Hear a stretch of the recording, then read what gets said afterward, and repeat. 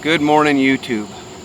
This video is going to go along with my Right Stuff video, which is about getting into a group or trying to figure out people to put in your group. This is going to be one on people looking to get into a group or looking to get into your group type of deal.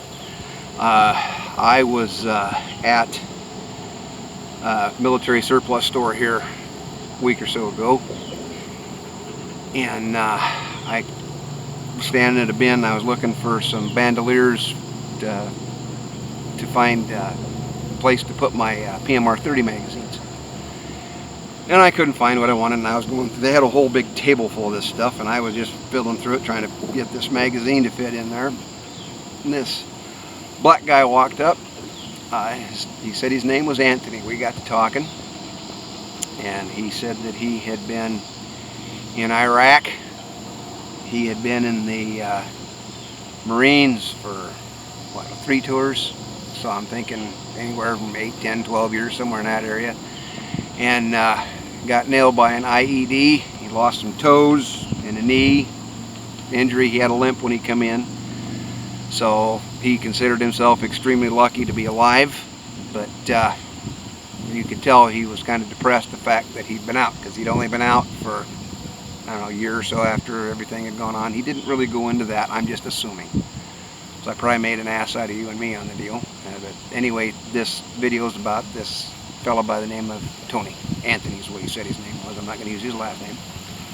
But anyway, he and I were standing there talking, and this guy pulls up out front in a big Ford Expedition. It was blue, and a dark blue. It had the spinners and all this other crap on it. He came in. He had to be in his, I'm going to say his late 40s, or not his late 40s, his late 30s, early 40s. And he was just being an ass, talking smack about what he'd done, where he'd done, because one fellow had asked him, he had a bunch of patches on a jacket and that kind of stuff. And Tony would have noticed immediately that the patches didn't match what he was talking about. But if you're not there, I guess you don't know. And I've never been in the military. I said, one of my boys just got out, and I'm really, really proud of him. And I said, I told Tony I was thankful for his service, and I said, I just feel that way. But anyway, you could tell that what this guy was talking was just frying Anthony's butt. And I can't blame him, because he was talking stuff that he'd done and where he'd done it. And Anthony just looked at the floor and just shook his head and shook his head and shook his head, and then he'd look back up at the guy, and you could just tell the bile was coming up into his chest and into his mouth. He was just disgusted by what this clown was talking about. So finally, after about 5-10 minutes, Anthony had walked over to this guy, and he said, you know, he said, there's nothing in the world worse than somebody who's trying to say that he was there and wasn't. And the guy, what do you mean? What do you mean? He said, the shit that you're talking, pardon my French, he said, the shit that you're talking isn't even right. You weren't even in the right place. He said, the patches on your jacket that you're pointing to, some of them are Marines, some of them are Army. He said, you just picked this shit up somewhere. You probably picked them up in a store just like this somewhere. And the guy got mad and got mad and got mad. And Tony said, you know, he said, I spent many years in the military or in the Marine Corps, and I ended up having to get out because I got injured. And he said, I'd give anything to get back in, because I liked it, I loved the Corps. And I just felt, while I was standing there, I was watching somebody who had a true love for his country bent on some schmuck who had no clue what he was talking about, and the real deal was standing right here and caught him in mid-lie. And after about 2 minutes of that, that guy just kind of left, and Tony walked back over.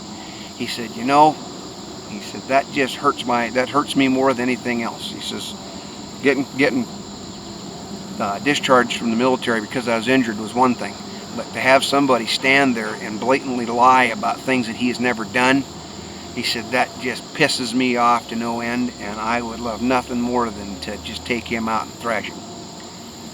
And I kind of looked at him, and I said, well, I can't say that I understand what you went through, but I've got a boy who was in the military, and he's out now, and I'm glad that he is because of the things that's going on.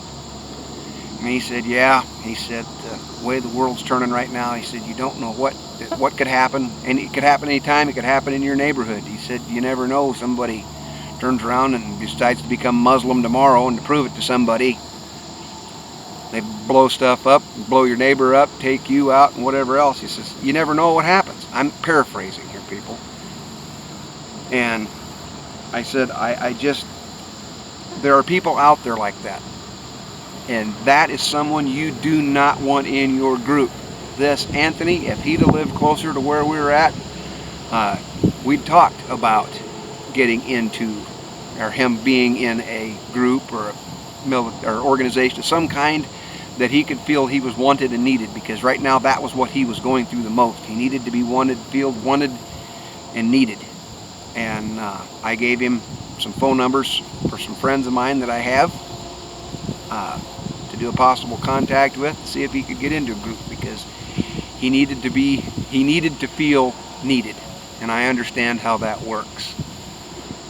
But I said, when you're going through and listening to somebody, be for sure what they're telling you is the truth and not a giant string of crap. Get a background on him. Find out what he's doing, who he does, where he went to school, that kind of stuff. Maybe he knows somebody that you know, or you know somebody that he knows. They can tell you whether he's a lion sack or she's a lion sack and isn't worth the salt that they've got.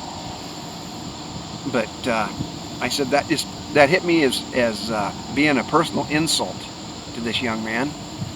And Tony, if you're out there and you see this is for you. And I am extremely, extremely grateful for the service that you provided. And I'm sorry what happened to you, but you still got things to offer people, because sooner or later this is going to come to our home.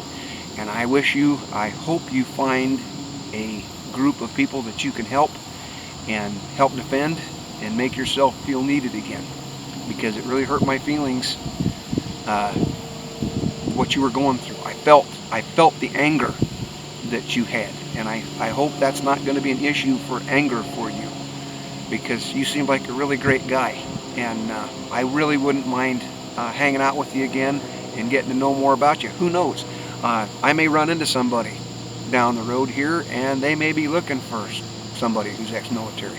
But you're too far away from where we're at. So, but I wish you your best, and that kind of works on this video. Be sure the people that you're talking to, vet them. There's nothing wrong with you vetting the people that's in your group. I vetted everybody that's in our group. Skip and I went through it. We went places with them, did some drinking and that kind of stuff with them to figure out who they were. Do the same thing. Vet the people that you're going to look at for your group. So we'll see you next time.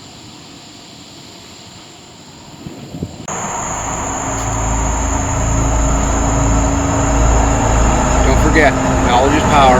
Get some. Until next time.